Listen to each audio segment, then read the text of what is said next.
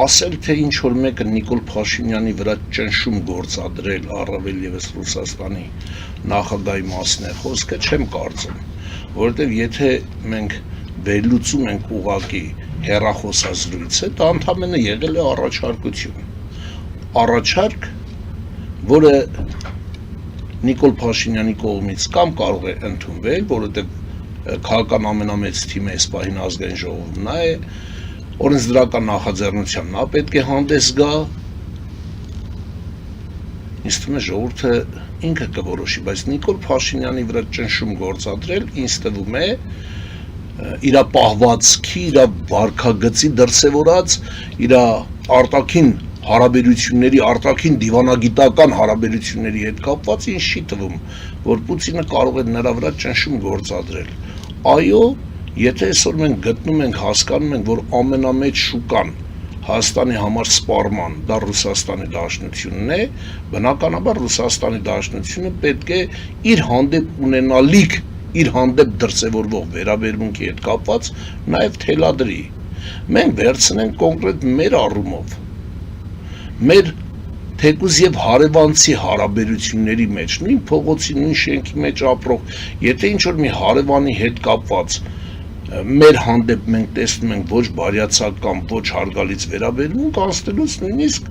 նորմալ չենք էլ շփվում։ Ինչի եք մտածում, որ պետք է Ռուսաստանի Դաշնության, Բելարուսի կամ մնացած այլ երկրների հետ Հայաստանի Հանրապետությունը ունենա ոչ ճիշտ հարևանցի հարաբերությունների դրսևորում եւ նրանք գրկաբաց ընդունեն հայկական արտադրանքի թեկուզ եւ գյուղատնտեսական ապրանքները։ Այստեղ չի ասվել ոչ մի անգամ, որ գիտեք ինչ կա,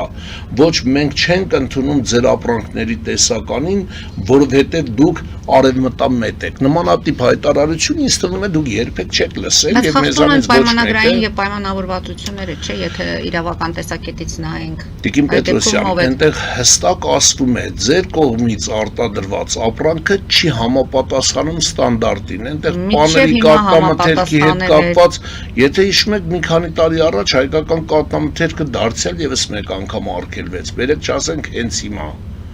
Ասեցին, որ այնտեղ, եթե չեմ սխալվում, ապրանքատեսականի մեջ ոչ թե բնական կաթից անարատ, այլ կաթի փոշու հավելումով այլ պետություններից պետված արգելեցին։ Հիմա տեսեք, լինում են խոսակցություններ, անկեղծ ես դրան աշխատում եմ ավելի շատ որպես բան վերաբերվել, մի կայքից ինչ որ մեկը մի բան է քաղում, դառնում է կայքերի ծաղկաբույլ, հա, հավաքում են, ամեն մեկը մի կայքից ու դնում, այլ մեկը հիմա պատասխանատվություն դրա հետ կապված, հա, մամուլի ազատություն, խոսքի ազատություն, մեկը վերցնում գրում ասում, հայկական ապրանքները մտնում են Վրաստանի տարածք, փոխվում է բաները, փաթեթավորումը եւ վրացականի տակ դուրս է գալի։ Ռուսը ապուշ չի։ Նա Վրաստանի տարածքում ունի իր ինֆորմացիոն աղբյուրները։ Գնում է Պարսկաստան, Պարսկաստանից է դուրս գալիս։ Պարսկաստանը առավել եւս ռուսին տեղեկացնում է, որ արգելի պարոն, վարչապետ կամ ռուսական հատուկ ծառայություններ իմ մոտ գալիս է վերափաթեթավորվում է։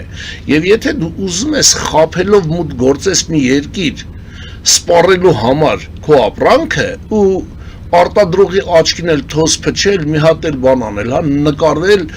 ինչ որ մի հատ զամբյուղ մեկը գրում ասում է Իսպանիայում ենք հայկական կլուբնիկից մուրաբա է փեցին, կարել լավ մի ծաղրեք ձեզ։ Մի ծաղրեք ձեզ, առաջինը դուք ձեզ եք ծաղրում, նոր հետո Հայաստանի Հանրապետության ազգաբնակչությանը որպես արտադրողների։ Մի արեք դա։ Նիկոլ Փաշինյանն ասում է, տուրիստը գալիս է, այստեղ ուտում է ծիրանը, դառնում է, որ մենք արտահանում կատարեցինք։ Վարչապետի նմանատիպ ցածր մտածելակերպ ես երբեք ոչ միտեղ չեմ հանդիպել։ Առավել խայտարակ։ Հիմա տեսեք, ամենայն հարգանքով ես չեմ ուզում ոչ մեկ, ես ուղղակի վերլուծում եմ հենց Նիկոլ Փաշինյանի կողմից տեղադրված, նրա համախոհների, նրա կողմնակիցների, այնտեղ կլինի Ալեն Սիմոնյանի, թե մնացածի էջերից Արտուրնա, թե էական չիով է, թե քաղաքապետարանի կայքերով դրված վերլուծություններ են կատարում Հայաստանի Հանրապետությունում կամ Երևան քաղաքում իրավիճակի փոփոխության հետ կապված, բյուջեի լցելու հետ կապված, եկեք մենք մի հատ գնահատենք, հա, Հայաստանի Հանրապետության բյուջեն լցվում, հա, որովհետև փաստաբաններից 38% գանձում է կատարում։ Սա մեկ, երկրորդը խմիչքի հանդեպ բարձրացվեց հարկերը, սիգարետի հանդեպ բարձրացվեց հարկերը, տրանսպորտային միջոցի գինը բարձրացավ։ Ուրեմն գույքարկի ներողություն։ Վարորդները կվճարեն 50,000-ներ։ Ուրեմն վերջերս ես շփվել եմ մի ընտանիքի հետ, ում շենքը շինություն է, վաղուց դուրս է եկել գույքահարկի հանձման բազայից, որտեղ նա ի վիճակի չի այլևս հարկվելու կամ հակառակ դեպքում պետք է վերանորոգվի, որ բան արվի։ Ինքը ինձ ցույց է տալի, որ ասում է վերջի 6 տարիների ընթացքում իմ գույքահարկի բազայից վաղուց դուրս եկած 70-ական թվականների շինությունը բավականին լուրջ գներով դրվել է գույքարկի, առավել ևս ոչ թե դրվել է գույքարկը գանձվում է, այլ առհասարակ գույքահարկը ամորտիզացիայի ենթարկվելով, մաշվածություն ձեռք բերելով, ինքը գինը նվազում է, բայց այս մարդկանց մոտ հակառակը, այն ժամանակ դրել են 12,000 քանի 100 դրամ, հաջորդ տարին եկել է 19,000, 20,000, հետո եկել է 30, հետո 6 տարվա ընթացքում իրանց գույքի վրա եկել է մոտավորապես 150-160,000 դրամ, դուք խեղկատակ եք։ Ազգային ժողովի նախկին գումարման պատգամավորներ, որոնցից մի մասը եկել է այստեղ, ձեր կատարածը երբեք չի բխում օրենքի տարից, ձեր կատարածը գյուղական համայնքներում վտարային շենք շինությունների, չգործող, չգիտեմ, շինությունների, փլուզված գոմերի հետ կապված, որ դուք դրեք գույքահարկի գանձում եք իրականացնում, ու առավել ևս գնալով գնաճ է տեղ ունենում, եղբայր, գոմը գնալով բլվելու է, որովհետև նա չի գիտեք, չի շահագործվում, իսկ եթե գույքը չի շահագործվում, ժամանակի ընթացքում են բաց պատուհանների միջով բան այդ տաքու սարի հետևանքով ինքը սկսում է քայքայվել է, քայքայվող գույքը գնալով արժե զրկվում է, արժե զրկվող գույքի արժեքը, գույքարկի նվազում է, ձեր մոտ փոխանակ նվազի բարձրանում է, Սա աբսուրդ է, ես սրանով ցույց եմ տալի ժողովրդին, ասում են ժողովուրդ ջան, մեր հնան աճ ունեցել, ժողովուրդ ջան, մեր բյուջեն այսքանով լցել ենք, ժողովուրդ ջան, ձեր հերն անիծել ենք, ժողովուրդ ջան, շարունակելու ենք ձեր հերն անիծել, ձեզ թալանել, ձեզ կեղեքել, ձեզ կողոպտել։ Պուտինի առաջարկի հետ ինչ կապ ուներ ձեր այս մեծ վերլուծությունը, այն որ մենք ինքներս էլ մեր, այսինքն արտահանումների հետ կապված, գիտեք ինչ կա, օրինակ արտահանումների հետ կապված Հայաստանի Հանրապետությունից ես բերեցի զուգահեռները ժողովրդին խաբելու, խաբեության, կեղծիքի, ստի եւ այս ամենի ֆոնին ես բացատրեցի, որ եթե ժողովուրդը խաբվում է, չգիտեմ որտեղ մի 2 կիլոմետր հետը Մուրաբայա բանատարե կլուբնի կամ չգիտեմ Ծիրանատարե ու Մուրաբայ են ցույց տալի Նույնը կատարվում է Հայաստանի Հանրապետությունում, ցույց են տալի բյուջեի X աճ, բայց որը ստի կեղծիքի եւ թալանի վրա է։ Ռուսաստանի Դաշնությունը կամ առհասարակ քո գործընկեր պետությունները քեզանից պահանջում են հարգանք իր հանդեպ։ Հիմա տեսեք, ես մի քանի օր առաջ զուգահեռներ տարան խոսակցություն ունեցել են։ Մենք էլ ենք պահանջում հարգանք մեր հանդեպ։ Ես կրկնում եմ, Ռուսաստանի Դաշնությունը ընդամենը մեկ առաջարկությամբ ասում է եղբայր լսեք։ Ուզում եք, որ մենք գնանք հարաբերությունների կարգավորման։ Ընտրեք, կատարեք ընտրություն։ Բայց ինչու է մեզ դնում ընտրության առջև կամ Տիկին Պետրոսյան, հիմա եթե մենք նայում ենք տեսեք, եւ իր համար ինչու է այդքան կարևոր այդ հանրաքվեի անցկացումը, որ հենց Ռուսաստանի Դաշնության թիվ 1 երկրի ղեկավարի կողմից այս առաջարկը արվում։ Տիկին Պետրոսյան, ինչ ակնկալիքներ ունեն։ Ուրեմն տեսեք, ակնկալիքը շատ նուրբ է։ Վլադիմիր Պուտինը իմ կարծիքով, իմ գնահատմամբ ազատում է իրեն պատասխանատվության բեռից Ռուսաստանի Դաշնության տարածքում ապրող մոտ 3.5 միլիոն նախկին հայաստանաբնակների ազգությամբ հայերի, եզդիների, ասորիների, որոնք այստեղ ունեն սեփականություն, որոնք այստեղ ունեն հարազատություն։ Հիմա ինչ ասում, տեսեք, սիրելի ռուսաստանաբնակներ, ոչ թե ես չեմ ուզում ին վրա պատասխանատվություն չդնեք։ Այդ տեսեք ես ամեն ինչ անում եմ, որպեսզի մենք չվերածվենք հյուսային եւ հարավային կորեաների, որպեսզի չփակվի մեր շփումը եւ դուք ստիպված չլինեք տարիներով կամ Վրաստանի հետ ոնց եղավ, վրացին ուզում էր գնալ Ռուսաստան, հրավեր պետքա լիներ, հրավիրողը պետքա, եթե չեմ սխալվում 43000 ռուբլի իր անունով դներ հաշվե համարին, դրանով ցույց տար, որ 15 օրով իր մոտ հյուր եկողի ծախսի հետ կապված գոնե Ռուսաստանից հետ ուղարկելու հետ կապված կամ միջոցներ, եթե հասներ հարկադիր բանի արտաքսման ուզում եք Հայաստանի հետ այդպես լինի, բնականաբար ոչ չենք ուզում, դրա համար հարկավոր է իրականացնել ճիշտ դիվանագիտական հարաբերություններ, որոնք Հայաստանի եւ Ռուսաստանի միջև գործող իշխանության օրոք փլուզվում են։ Ես իմ համագյուղացիներին, իմ ընկերներին զրույցի ընթացքում հարց եմ տալի, օրինակ եմ բերում, ասում եմ տեսեք, եթե գյուղում վեճ է լինում, վեճ, պրիմիտիվ գյուղական հարաբերություն, դու գնում ես գյուղի մեծերին ես խնդրում, որպեսզի քո տղայի կողմից թույլ տված թերությունը շտկելու կամ ներողություն խնդրելու հետ կապված, քո հետ միասին գան տուժողի ընտանիք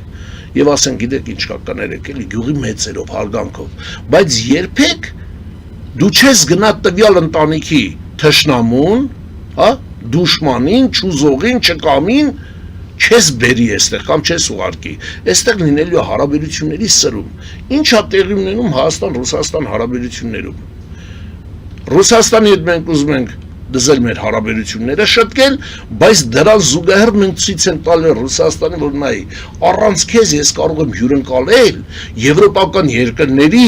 առավել եւս Զելենսկուն, ով կարող է Հայաստանի Հանրապետության հարթակով Այո, մեր իրավունքն է։ Այդ ստրկամիտ մտածելակերպից միջև երբ պետք է։ Դա մեր իրավունքն է։ Մենք մեր տան մեջ ենք։ Մեր իրավունքը որոշակի դրվագներով կարող է վիրավորել նաև այն պետությանը, որի հետ մենք հարաբերություններ ենք կարգավորում, որը չի ընդունում քո իրավունքը։ Սպաս ստացվում է, որ մեր տուն ընդունելու հյուրին մենք պետք է մեր հարևաններից հարցնենք ինքը իրավունք ունի այդ շենք մտնելու թե ոչ, այդպես է ստացվում։ Բնականաբար, հիմա տեսեք մի այսպիսի կարող է ձեր համար անընդունելի լինի, հիմա նույն խնջույքին ներկա է լինում գյուղից երև մի 50-60 ընտանիք, դու հրավիրում ես և Պողոսյան Պողոսին, և քո ընտանիքի քավորը Պետրոսյան Պետրոսն է, բայց այստեղ դու պետք է ճիշտ հարաբերություններ, թեկուզ եւ քո զավակի հարսանիքի ժամանակ կարգավորես, որ հիմա մեկը փողով թամադաներ են, ովքեր անցկացնում են, որ ամբողջ հարսանիքի ընթացքում քո օջախի քավորի արժանապատվությունը ոտնարելու համար մի 12 անգամ իր դուշմանի կենացը չխմի, սա նրբություններ են, քաղաքական նրբություններ, որոնք ուղղակի պետք է հետևել։ Ես չեմ ասում ով է գալու մեր տուն, ով է գնալու։ Ես էլ եմ շատերի տուն հյուր գնում, որ շատերին դուր չի գալի, բայց Աստվածաշունչը շատ լավ խոսք ունի, ասում է, եթե քո բաղարջ ուտելով քո եղբորը պետք է գայթակղեցնես, մի կերեք բաղարջը։ Հիմա եթե մենք անում ենք մի քայլ, լավ հրավիրել լավ է սարե, բայց դու տրամադրում ես հարթակ, որը օգտագործելով քո հարթակը, քո ամենա